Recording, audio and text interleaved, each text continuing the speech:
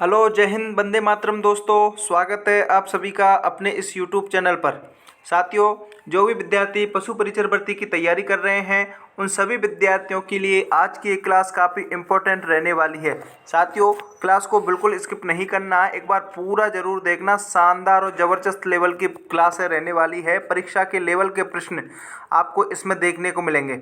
आज की क्लास अपनी मॉडल टेस्ट पेपर 8 के साथ रहने वाली है और इससे पहले हम 7 मॉडल टेस्ट पेपर कंप्लीट कर चुके हैं। अगर आपने नहीं देखे हैं तो उन मॉडल टेस्ट पेपरों को ज़रूर देखना, निश्चित तौर पर आपकी सफलता में उपयोगी रहने वाले हैं। साथियों, इसके लिए क्या मैंने प्लेलिस्ट बना रखी है, तो यूट्यूब के आई बटन पर क्लिक करके प्लेलिस्ट में जाना हो, वहाँ सारी चीज़ें पशु परिसर से संबंधित मैंने डाल रखी हैं। ठीक है ना साथियों। तो आप सभी को पता है ना कि आपका जो पेपर है ना वो 1, 2, 3 दिसंबर को होने वाला है और अब आपके लिए काफ़ी कम समय बचा हुआ है और इस कम समय में अगर आपको सिलेक्शन लेना है तो उसका एक ही माध्यम है अभ्यास। जितना हो सके उतना अभ्यास कीजिए, जितना हो सके उतना अब रिवीजन कर लीजिए और अभ्यास और रिवीजन अब अपने चैनल पर आपको देखने को मिलने वाला है।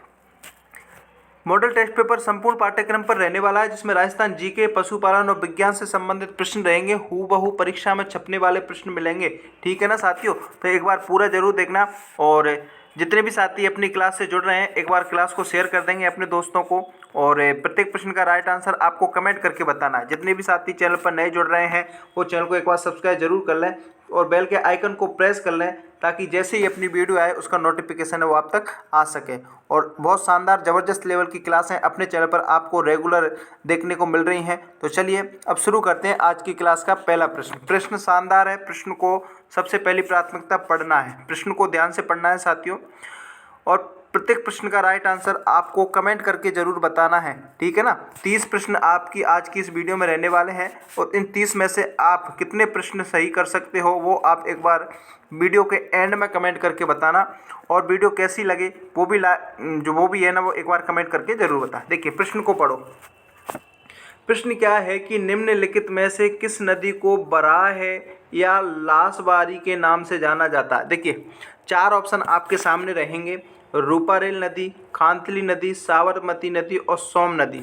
प्रश्न का राइट आंसर कमेंट करके बताओ। जितने भी साथी जुड़ रहे हैं उनका स्वागत है भाई। प्रत्येक प्रश्न का राइट आंसर कमेंट करके बताएं ताकि हमें पता चल सके कि किस प्रकार की जो तैयारी है वो आप रखते हो।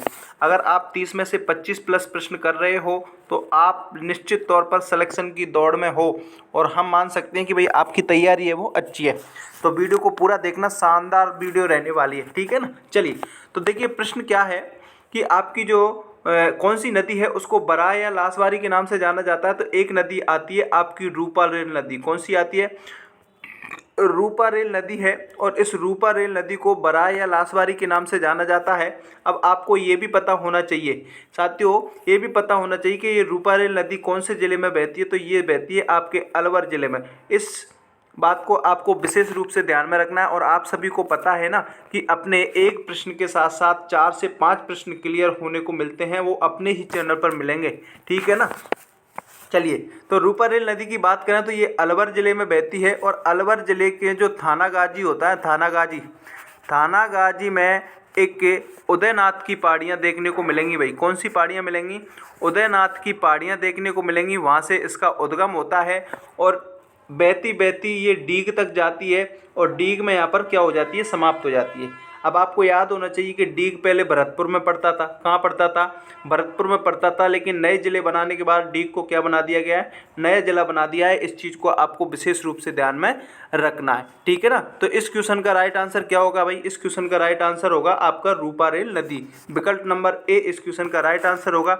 जितने भी साथी ए कमेंट कर रहे हैं वो यहाँ पर सही रहने वाले हैं। बहुत बढ़िया। चलिए साथियों, इस प्रकार से प्रश्नों को क्लियर अपने चैनल पर किया जाता है। हर एक बिंदु को क्लियर किया जाता है जो परीक्षा में आने की संभावना बनती है। तो वीडियो को एक बार लाइक कर देंगे, दोस्तों को शेयर कर देंगे और जो भी साथी चैनल पर नए हैं वो सब्सक्राइब जरूर कर लें। अगला प्रश्न देखिए भाई। अगला प्रश्न देखिए साथियों।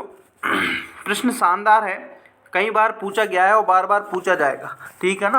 प्रश्न क्या है कि आपका जो जवाहर सागर बांध है ना वो राजस्थान की कौन सी नदी पर बनाया गया है। देखिए काफ़ी बार पूछा गया प्रश्न है, हर बार पूछा जाएगा, इंपॉर्टेंट लगा लो। ठीक है ना। देखो 4 नदियाँ आपके सामने दे रखी हैं ऑप्शन में। ताप्ती नदी, चंबल रिवर नदी, नर्मदा नदी और सोन नदी। देखिए, अब आपको याद होना चाहिए कि आपका जो जवाहर सागर बांध है ये आपकी चंबल नदी पर आपको देखने को मिलेगा। कौन सी नदी पर मिलेगा भाई? चंबल नदी पर देखने को मिलेगा। इस चीज़ को आपको विशेष रूप से ध्यान में रखना है। अब मैं यहाँ से आपको ये प्रश्न पूछने वाला हूँ कि चंबल नदी पर कितने बांध बने हुए हैं, ये आप कमेंट करके बताओ। देखिए, अगर आपकी तैयारी अच्छी है तो आप कमेंट करके ज़रूर बताएंगे कि चंबल नदी पर कितने बांध बने हुए हैं। तो चंबल नदी पर बने हुए हैं 4 बांध। कितने बांध बने हुए हैं? 4 बांध। एक बना हुआ है आपका गांधी सागर बांध। साथियों, यहाँ से प्रश्न पूछा जाता है, इसलिए मैं आपको ये बिंदु बता रहा हूँ। हर एक बिंदु इम्पोर्टेंट है। प्रश्न ये पूछ लिया जाता है कि गांधी सागर बांध कौन सी नदी पर है, तो चंबल नदी पर है। यहाँ से एक इंटरेस्टिंग बिंदु बताऊंगा जो कि काफ़ी बार पूछा गया है, ठीक है ना। उसके बाद एक आता है आपका राणा प्रताप सागर बांध, राणा प्रताप सागर बांध। एक आता है आपका जवाहर सागर बांध और एक आता है आपका कोटा बैराज। ये 4 बांध आपको अपनी चंबल नदी पर मिलेंगे। अब प्रश्न ये पूछा जाता है, इस चीज़ को आपको विशेष रूप से ध्यान में रखना। प्रश्न क्या पूछा जाता है कि चंबल नदी पर बने 4 बांधों में से ऐसा कौन सा बांध है जो एमपी में बना हुआ है। इम्पोर्टेंट लगा लो, इम्पोर्टेंट बिंदु है, स्टार लगा लो। क्या पूछा जाएगा कि चंबल नदी में से बने जो 4 बांध हैं, उन 4 बांध में से कौन सा बांध है जो एमपी में बना हुआ है। तो एक बांध आता आपका गांधी सागर बांध। कौन सा बांध? अरे गांधी सागर बांध आता है जो आपके एमपी में बना है। तो इस चीज़ को आपको विशेष रूप से ध्यान में रखना है। अब देखिए, आपको एक प्रश्न के साथ कितने प्रश्न है वो क्लियर करा रहा हूँ। अभ्यास करते चलिए, रिवीजन करते चलिए। शानदार क्लासें आपको अपने चैनल पर देखने को मिलेंगी। तो जो भी साथी नए जुड़ रहे हैं ना, वो एक बार सब्सक्राइब जरूर कर लें भाई। चलिए, और दोस्तों को शेयर कर दें, और अच्छी लग रही हो वीडियो तो एक लाइक जरूर कर दें। चलिए, इस प्रश्न का राइट आंसर बी होगा। जितने भी साथी बी कमेंट करेंगे वो यहाँ पर सही रहेंगे। अगला प्रश्न देखो। अगला प्रश्न देखिए, निम्नलिखित राजस्थान में निम्नलिखित में से कौन सी नदी है जो चंबल नदी की सहायक नदी नहीं है। प्रश्न को ध्यान से पढ़ना। या हमारी गलतियां होती हैं कि हम एग्जाम हॉल में प्रश्न को ध्यान से नहीं पढ़ते और आए हुए प्रश्नों को गलत करे आते हैं, जो कि अपनी सबसे बड़ी भूल होती है। प्रश्न नहीं पूछता है और अपन है के चक्कर में अपने प्रश्न को गलत कर देते हैं। प्रश्न ने ये पूछा है कि चंबल नदी की सहायक नदी कौन सी नहीं है। तो देखिए, काली सिंध नदी चंबल नदी की सहायक नदी है, बनास नदी चंबल नदी की सहायक नदी है, पार्वती नदी चंबल नदी की सहायक नदी है। लेकिन ये लूनी है ना, ये लूनी आपकी चंबल नदी की सहायक नदी नहीं है। ये सारी नदियाँ आपके बंगाल की खाड़ी में जाती हैं, जबकि लूनी ऐसी नदी है जो आपके अरब सागर में अपना पानी है वो डालती है, ठीक है ना।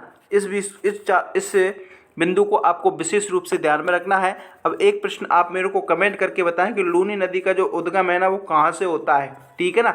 इस बिंदु को आप कमेंट करके बताएं। अगला प्रश्न देखो। अगला प्रश्न देखिए, शानदार प्रश्न है, पूछा गया प्रश्न है, इंपॉर्टेंट लगा लो। पूछा जाएगा हूबहू, राजस्थान में प्राचीन काल में कौन सी नदी है जो प्रवाहित होती है। देखिए, राजस्थान के अगर अपन प्राचीन काल की बात करें तो ये अपना राजस्थान का मैप है, और एक नदी यहाँ से बहती है। इस नदी का नाम है आपका घग्गर नदी। कौन सी नदी है भाई? घग्गर नदी है, जो कि राजस्थान में प्राचीन काल से बहती है, जिसका प्राचीन नाम आपको सरस्वती देखने को मिलेगा भाई। क्या नाम मिलेगा? सरस्वती नदी देखने को मिलेगा। तो विकल्प नंबर डी इस क्वेश्चन का क्या रहेगा भाई? राइट आंसर रहेगा। जितने भी साथी डी कमेंट करेंगे ना वो सही रहेंगे। और घग्गर नदी आपके राजस्थान के हनुमानगढ़, श्रीगंगानगर और अनूपगढ़ वाले जिलों के वाले क्षेत्र में देखने को मिल जाएगी। चलिए, एक बार जितने भी साथी जुड़ रहे हैं सेशन को शेयर कर देंगे भाई। शानदार सेशन रहने वाला है, और प्रत्येक प्रश्न का राइट आंसर कमेंट करके बताएं। अगर वीडियो अच्छी लग रही है तो लाइक जरूर कर दें, अपने दोस्तों को शेयर करना है भाई। अगला प्रश्न देखो। अगला प्रश्न देखिए, पंचकुंड जहां पांडवों ने कुछ समय तक अपना अज्ञातवास में रहे थे, वो कहाँ स्थित है। देखिए, आपके जो 5 पांडव है ना, ऐसी कौन सी जगह है जहाँ पर वो कुछ अपने जो अज्ञातवास जीवन है वो बिताया था। पुष्कर, दौसा, भरतपुर और सवाई माधोपुर। कमेंट करके बताओ भाई। तो ये रहे थे आपके पुष्कर में। कहाँ रहे थे भाई?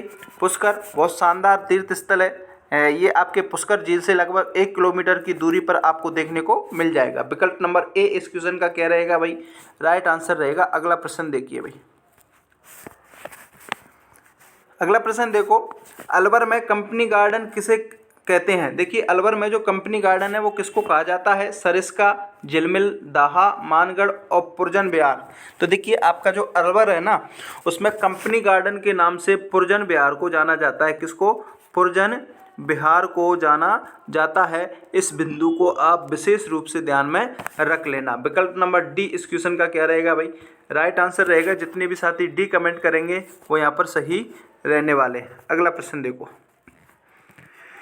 अगला प्रश्न देखिए साथियों, प्रश्न क्या है कि केल पानी पवित्र तीर्थ स्थित है। देखिए केल पानी पवित्र तीर्थ है वो कहाँ स्थित है? Option number A Banswara, option number B Baran, option number C Chittorgarh, option number D Dungarpur. Comment करके बताओ भाई सभी साथी। तो ये मिलेगा आपको केल पानी पवित्र है, ये आपके बांसवाड़ा जिले में देखने को मिलेगा। कौन से जिले में? बांसवाड़ा जिले में। और बांसवाड़ा जिले को 100 द्वीपों का शहर कहा जाता है। इस चीज़ को आपको विशेष रूप से ध्यान में रखना। विकल्प नंबर ए इस क्वेश्चन का क्या रहेगा? राइट आंसर रहेगा। अगला प्रश्न देखिए साथियों, भारत का मक्का किसे कहा जाता है? डूंगरपुर, बांसवाड़ा, अजमेर, झुंझुनू। कमेंट करके बताओ। भारत का मक्का आपके अजमेर जिले को कहा जाता है। किसको कहा जाता है? अजमेर जिले को कहा जाता है। क्यों कहा जाता है? क्योंकि यहाँ पर ख्वाजा किसकी? अरे ख्वाजा मोइनुद्दीन चिश्ती की दरगाह यहाँ पर देखने को मिलेगी। तो विकल्प नंबर सी इस क्वेश्चन का राइट आंसर रहेगा। जितने भी साथी सी कमेंट करेंगे वो यहाँ पर सही रहने वाले हैं। अगला प्रश्न देखो साथियों, अगला प्रश्न आपके सामने आ चुका है। शानदार है, जबरदस्त है, इंपॉर्टेंट लगा लो, कई बार पूछा गया प्रश्न है। प्रश्न क्या है कि कौन सा तीर्थ है जो सब तीर्थों का भांजा कहा जाता है?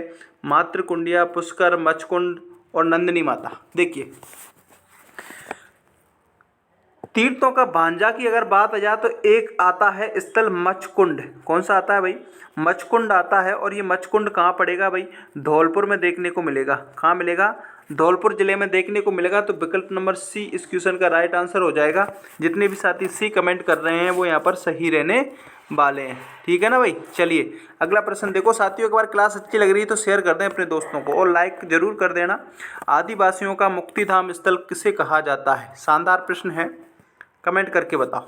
देखो आदिवासियों के मुक्तिधाम स्थल की बात करें तो ये आपको बेणेश्वर के रूप में देखने को मिलेगा। किसके रूप में देखने को मिलेगा भाई? बेणेश्वर धाम के रूप में देखने को मिलेगा। और ये किस जिले में मिलेगा? ये मिलेगा आपके डूंगरपुर जिले में। कौन से जिले में देखने को मिलेगा? डूंगरपुर जिले में देखने को मिलेगा। ये डूंगरपुर जिले के 60 किलोमीटर दूर तक एक तहसील है आपकी सावला तहसील। कौन सी तहसील? सावला तहसील में ये मेला देखने को मिलता है। आदिवासियों के मुक्तिधाम स्थल के नाम से इसे जाना जाता है। इसको अपन आदिवासियों का कुंभ के नाम से भी जानते हैं। इस चीज़ को भी आपको विशेष रूप से ध्यान में रखना है।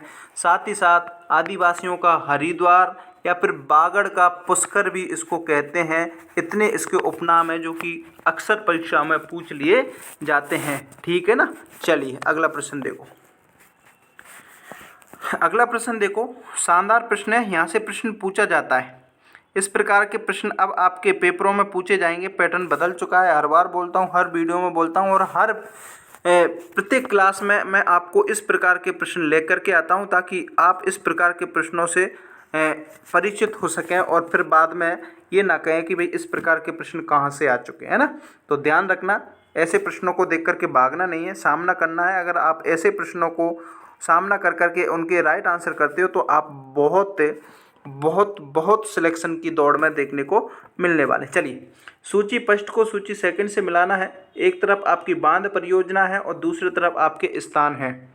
एक तरफ आपका मेजा बांध है, फिर आपका सोमकमला अम्बा है, फिर मोरेल बांध है और जाकम बांध है। और ये आप कौन से स्थान पर देखने को मिलते हैं? देखिए ध्यान रखना, प्रत्येक प्रश्न को मिलाते चलना है और ध्यान से देखना। शानदार ज़बरदस्त रूप से मैं यहाँ पर इसको बताने वाला हूँ।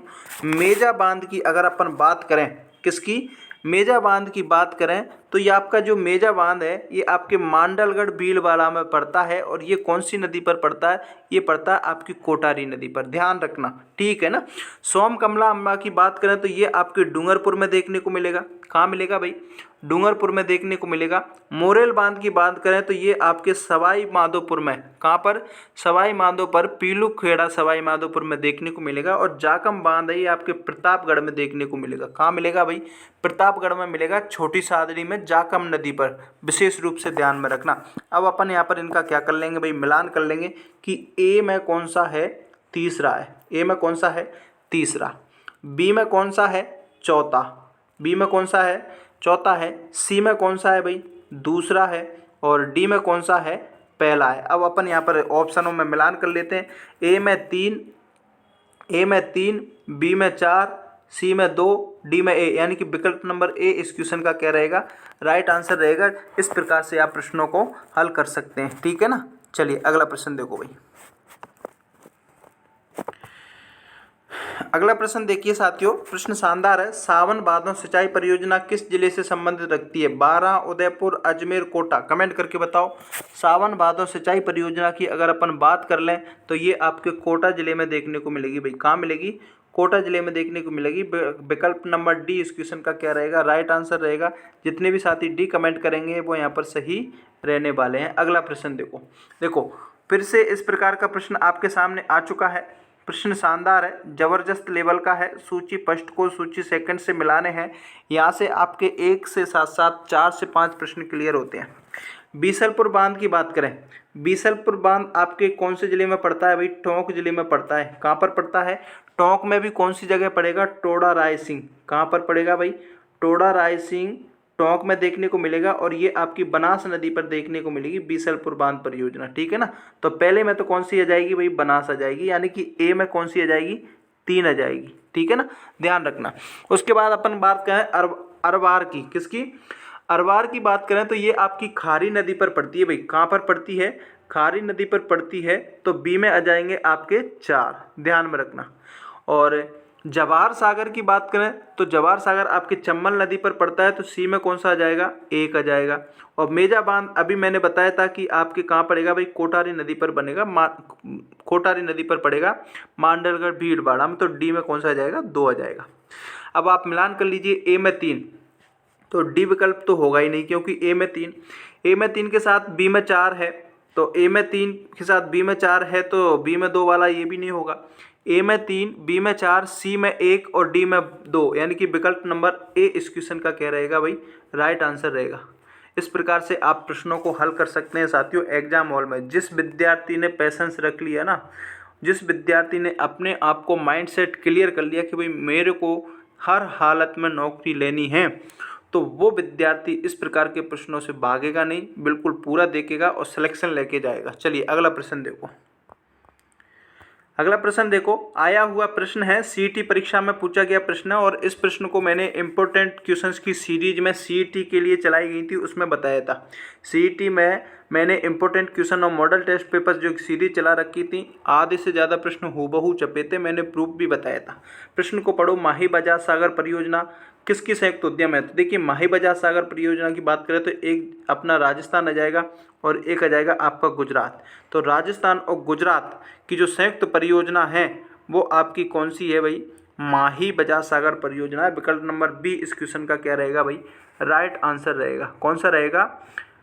14वें क्वेश्चन का राइट आंसर कौन सा होगा भाई? बी होगा। अगला प्रश्न देखो। अगला प्रश्न देखो, राजस्थान में नहर सिंचाई से किस जिले का प्रथम स्थान है? राजसमंद, श्रीगंगानगर, उदयपुर, भीलवाड़ा। नहर का नाम आ जाए तो गंगानगर को आपको विशेष रूप से ध्यान में रख लेना। इसका प्रथम स्थान आपको देखने को मिलेगा। बी इस क्वेश्चन का राइट आंसर रहेगा। जितने भी साथी बी को लॉक कर रहे हैं वो यहाँ पर सही रहने वाले हैं। अगला प्रश्न देखो भाई। अगला प्रश्न देखो, अब आपके पशुपालन से संबंधित प्रश्न आगे। मैंने बोला था ना कि इस मॉडल टेस्ट पेपर में आपके संपूर्ण पाठ्यक्रम पर आधारित देखने को मिलेगा, जिसमें सभी विषयों से संबंधित प्रश्न देखने को मिलेंगे। प्रश्न क्या है कि निम्नलिखित कथनों पर विचार करना है तथा नीचे दिए गए कूटों का सही उत्तर देना है। इस प्रकार के प्रश्न पूछे जाएंगे। प्रश्न में 3 आपके कथन दे रखे हैं। ए में दे रखा है कि लोही बकरी की नस्ल है क्या? बताओ भाई। तो लोही बकरी की एक नस्ल है, बिल्कुल सही है। गुड़ा भैंस की नस्ल है का? बिल्कुल नहीं है। जैसलमेरी ऊँट की नस्ल है का? बिल्कुल सही। तो ए और सी, अब देख लीजिए कौन कौन से विकल्प में ए सी है। तो विकल्प नंबर सी में ए सी देखने को मिल रहा है। तो सी इस क्वेश्चन का क्या रहेगा भाई? राइट आंसर रहेगा। जितने भी विद्यार्थी सी कमेंट करेंगे वो यहाँ पर सही रहेंगे। साथियों, प्रत्येक प्रश्न का राइट आंसर कमेंट करके बताना है।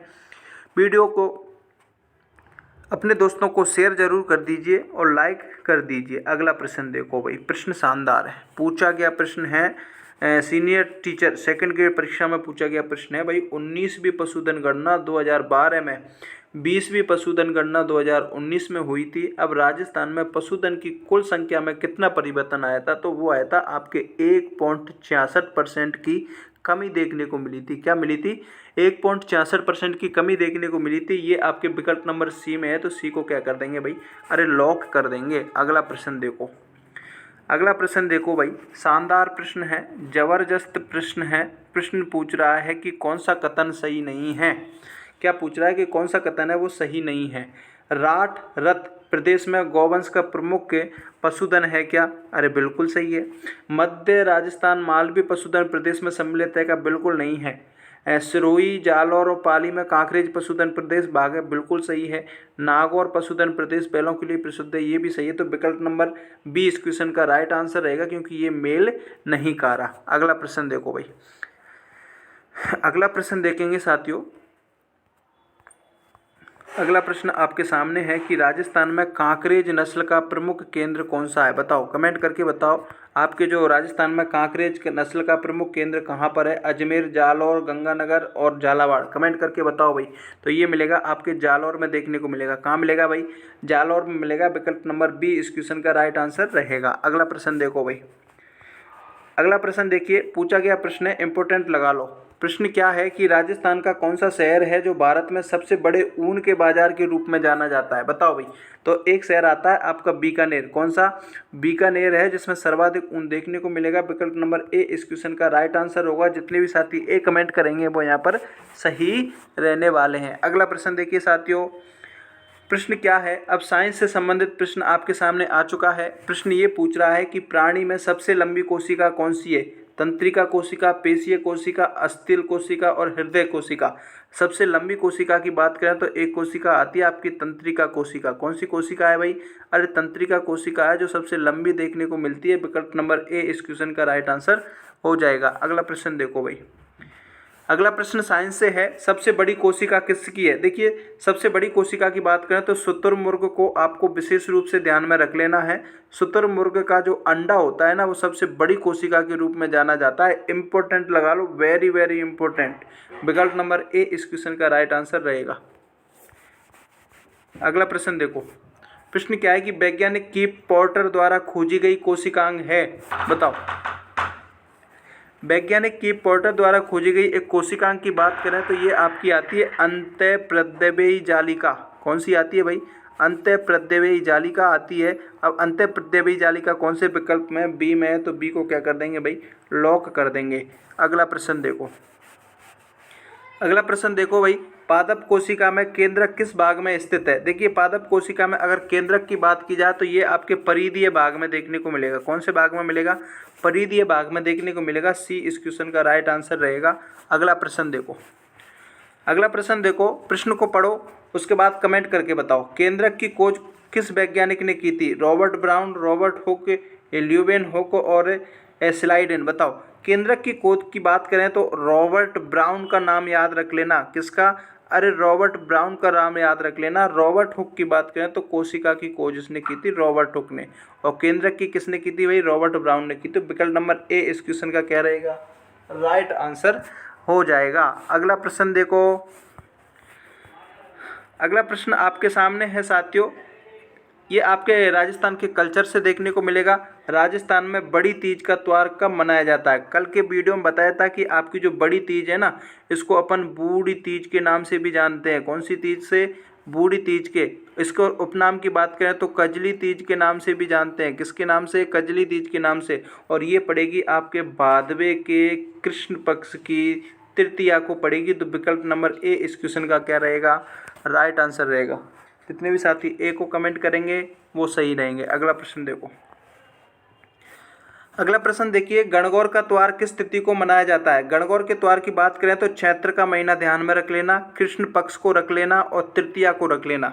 चैत्र के महीने की कृष्ण पक्ष की तृतीया को गणगौर का महीना पड़ता है। सी इस क्वेश्चन का राइट आंसर रहेगा। अगला प्रश्न देखो, अगला प्रश्न देखिए साथियों, कौन सा युग्म असंगत युग्म है? देखिए, चंद्रभागा पशु मेला झालापाटन झालावाड़ में पड़ता है, बिल्कुल सही है। कजली तीज उत्सव बूंदी में, ये भी सही है, बिल्कुल सही है साहब। और शीत महोत्सव माउंट आबू में, ये भी सही है। लेकिन जो मोमसर उत्सव है वो जोधपुर में देखने को नहीं मिलेगा। तो विकल्प नंबर डी इस क्वेश्चन का क्या रहेगा भाई?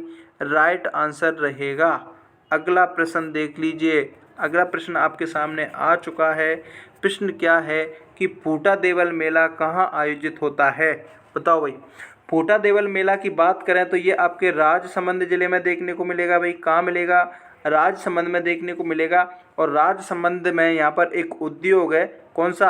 अरे टायर और ट्यूब का उद्योग। कहाँ पर मिलेगा भाई?